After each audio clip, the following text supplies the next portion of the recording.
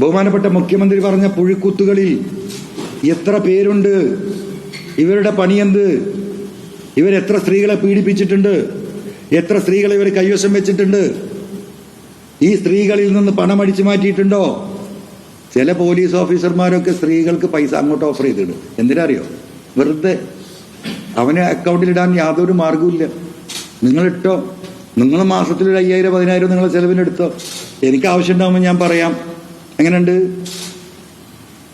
പൈസ കൊണ്ട് പൂഴ്ത്തി വെച്ചെടുത്ത് നിറഞ്ഞ് കവിഞ്ഞിട്ട് ഇന്ന് 5 ലക്ഷം 10 ലക്ഷം എൻ്റെ അക്കൗണ്ടിലിട്ടോ, നീ മാസത്തിൽ 5,000-10,000 എടുത്തോ. വെറുതെ പറയല്ല. ഇൻവെസ്റ്റിഗേഷൻ ഏജൻസി വരട്ടെ, ആൺകുട്ടികൾ വരട്ടെ അന്വേഷിക്കാൻ. ആൺകുട്ടികൾ വരണം. ഈ അന്വേഷണത്തെ ആരെങ്കിലും അട്ടിമറിക്കാൻ, ആരെങ്കിലും ദുരുദ്ദേശമായിട്ട് ഈ ഇൻവെസ്റ്റിഗേഷനിൽ കളിച്ചാലുണ്ടല്ലോ, നമുക്ക് നോക്കാം. അപ്പൊ ഈ വിഷയം നമുക്ക് ഇവിടെ അവസാനിപ്പിക്കാം. കാരണം ഇനിയും പറയാൻ കുറേ ഉണ്ട്. പോട്ടങ്ങളൊക്കെ ആകെ ബോറടിച്ചിരിക്കുക.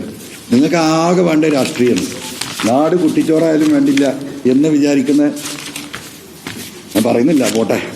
പിന്നെ നമ്മൾ അങ്ങോട്ടെത്തും.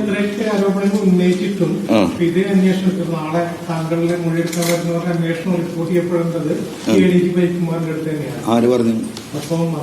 റിപ്പോർട്ട് ചെയ്യേണ്ട DGPക്കാണ്. ആരാ പറഞ്ഞു അങ്ങോട്ട് DGP അജിത് കുമാറിന്റെ റിപ്പോർട്ട് ചെയ്യാൻ? അല്ല, ആയിക്കോട്ടെ, അദ്ദേഹത്തിനെ റിപ്പോർട്ട് ചെയ്യാൻ നിങ്ങളോട് ആരാ പറഞ്ഞു? എന്റെ പ്രിയ സഹോദര, ഞാൻ 4 ദിവസമായിട്ടില്ല, 3-4 ദിവസമല്ലേ പെറ്റീഷൻ കൊടുത്തിട്ടായിട്ടുള്ളൂ.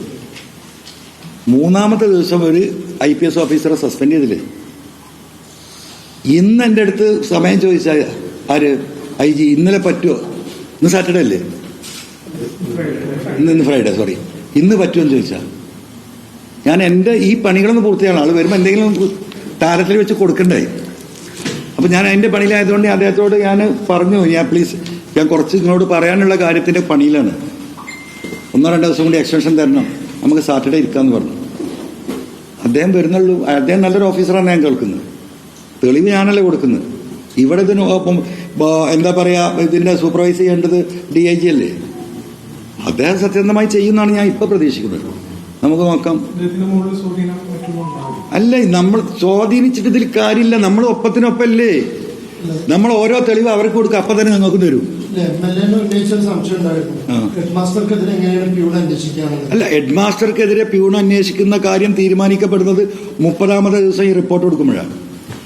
ഈ അന്വേഷണ പരിധിയിൽ ഈ പറയുന്ന ഞാൻ കൊടും ക്രിമിനൽ എന്ന് വിളിക്കുന്ന ADGP അജിത് കുമാർ അടക്കം ഈ കേസിന്റെ കണ്ണിയാണോ എന്നാണ് DGPയുടെ നേതൃത്വത്തിൽ ഈ അന്വേഷണ സംഘം പരിശോധിക്കുന്നത്. 30-ാമത്തെ ദിവസം അന്വേഷണ റിപ്പോർട്ട് കൊടുക്കട്ടെ.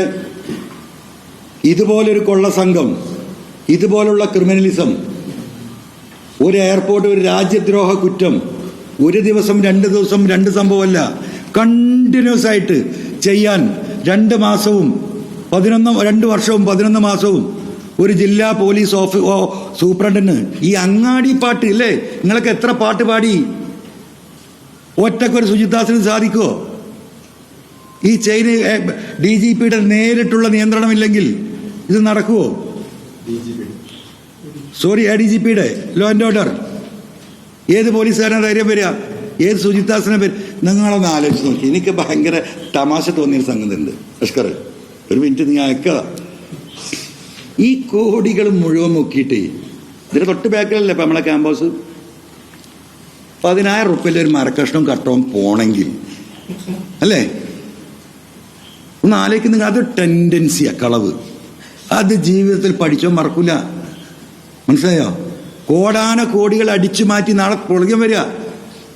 ഇവിടെയുള്ള മരം മുറിച്ചത് കൊണ്ടുപോണേ. നിങ്ങളൊന്ന് ആലോചിക്കുക, ഇവനെ എങ്ങനെ IPS ഓഫീസറായി? ഇവൻ എന്നിട്ട് ഗുഡ് എൻട്രി, ഗുഡ് ബുക്സ്. ഏത് പണക്കാരനായാലും ഈ ടെൻഡൻസി ഉണ്ടെങ്കിൽ, ഇനിയിപ്പോൾ നിങ്ങൾ കേട്ടോ, നമ്മളത് കുറേ കണ്ടിട്ടില്ല, ഒരു ഓഫീസിലോ കാര്യത്തിലോ വന്ന് അത്യാവശ്യം മോശമില്ലാത്തൊരു പേന ഉണ്ടെങ്കിൽ മോഹൻലാലിന് മറ്റേ സിനിമയിൽ എടുക്കാൻ ഒന്ന് ഇങ്ങനെ എടുത്ത്, മനസ്സിലായോ? അത് ടെൻഡൻസിയാണ്. ആ ടെൻഡൻസി ഇല്ലവനവൻ ഈ കോടികൾ മുഴുവൻ അടിച്ചു മാറ്റിയിട്ട് ഒരു മരകഷ്ണത്തുമല്ലേ പോകാൻ തൂങ്ങിയത് അല്ലേ? അവിടുന്നല്ലേ തുടങ്ങുന്നത്? അതാ പറഞ്ഞ പടച്ചവന്റെ നിശ്ചയ. ഇത് പടച്ചവന്റെ നിശ്ചയ.